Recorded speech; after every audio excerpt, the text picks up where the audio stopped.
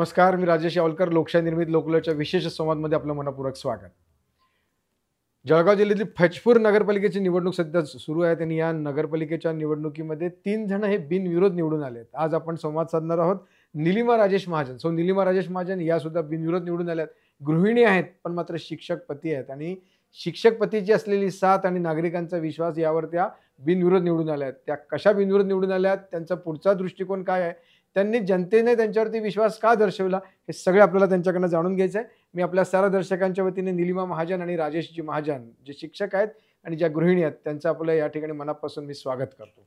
नमस्कार. तर तुमच्याकडनं आम्ही जाणून घेऊ इच्छितो की आपण बिनविरोध निवडून आलेले आहात, याच्या मागचा दृष्टिकोन कसा असेल, का आपण बिनविरोध निवडून आला असं आपल्याला वाटतं? जय श्रीराम. मी सौ निलिमा राजेश महाजन.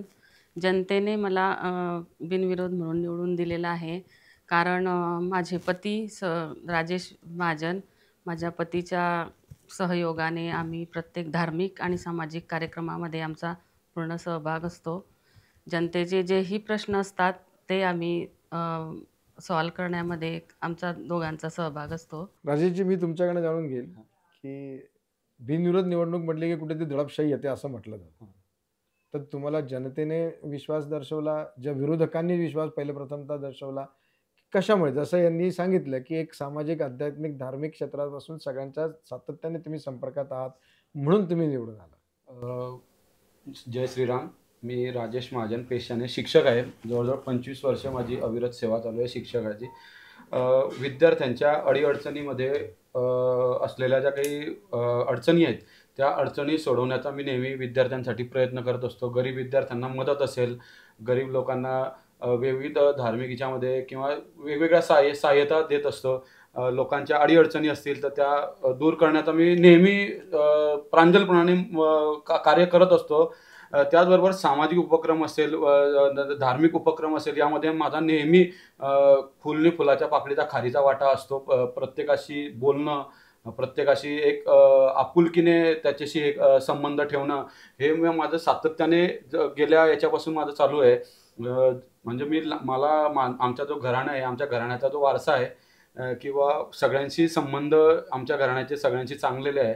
कोणाशी माझं वैर नाही आहे गावामध्ये, असं कोणाशीच वैर नसल्या कारणाने मला माझ्या विरोधकांनी जो कौल दिला किंवा आपण सरांना बिनविरोध निवडून द्यायचं यावेळेस आणि त्यांना एक संधी द्यायची की त्यांच्या हातून चांगलं कार्य घडण्याची त्यांना आशा आहे, म्हणून त्यांनी मला ही संधी दिलेली आहे. आणि नक्कीच या मिळालेल्या संधीचा मी आणि माझी पत्नी ही नक्कीच त्याचं सोनं करेल आणि जनतेच्या विश्वासाला कुठेही तडा जाणार नाही याचा मी परिपूर्ण काळजी घेईन. निलिमा, ते जसं सरांनी सांगितले की जनतेच्या प्रत्येक प्रश्नाची काळजी घेण्यासाठी तुम्ही असे आपल्या वार्डातले आता कोणते प्रश्न आहेत की जे तुम्हाला सोडवायचे? पाण्याचे जे अनियमित पाणी आहे, पाणी पुरवठा खूप अनियमित आहे, तो नियमित करण्याचा आम्ही पूर्ण प्रयत्न करणार आहे. तसेच स्ट्रीट लाईट आणि ही नाल्यांची जी बेदुरुस्ती झालेली आहे तर ती पण आम्ही तो प्रश्न सॉल्व करण्याचा प्रयत्न करू. नागरिकांचे सुद्धा पर्सनल काही प्रश्न असतात, अबालवृद्ध सगळ्यांचे काही प्रश्न असतात, ते प्रश्न सोडण्यासाठी तुमची कशा प्रकारची भूमिका राहणार आहे? नक्कीच नागरिकांचे आरोग्याविषयीचे प्रश्न असतील किंवा एखाद्या ऑफिशियलीच्या मधले सरकारी खात्यांमधले काही प्रश्न असतात तर ते नक्कीच संबंधित अधिकाऱ्यांशी म्हणा किंवा आरोग्याविषयी असेल तर संबंधित डॉक्टरांशी चर्चा करून वगैरे ते सोडवण्याचा नक्कीच प्रयत्न अगोदरही केलेला आहे, आताही करणारच आहेत आणि भविष्यातही करणारच आहोत.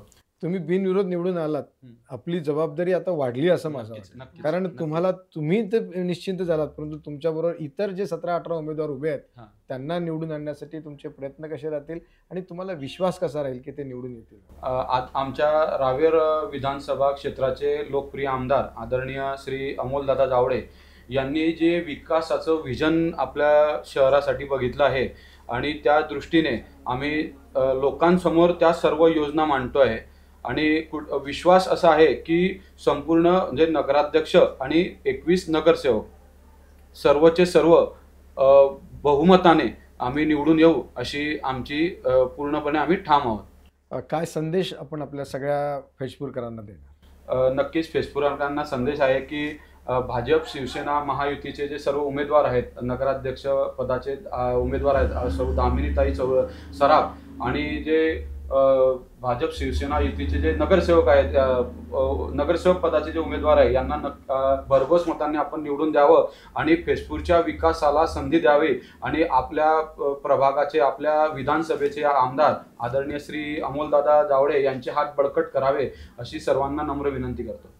धन्यवाद नीलमती, तुम्ही खूप अतिशय महत्त्वपूर्ण आणि सगळ्यात चांगली अशी माहिती दिली की या शहराचा विकास करण्यासाठी तुम्ही जो ध्यास घेतलेला आहे त्या ध्यासाच्या याच्यावरती आपले सगळे उमेदवार निवडून येईल असा आपल्याला विश्वास देखील आहे. मी आपल्या सर्व दर्शकांच्या वतीने आपल्या या ठिकाणी मनापासून धन्यवाद व्यक्त करेल आणि थांबेल. मात्र आपण पाहत आहात लोकशाही निर्मित लोकलाईव्ह, तुमच्या मनातलं. नमस्कार.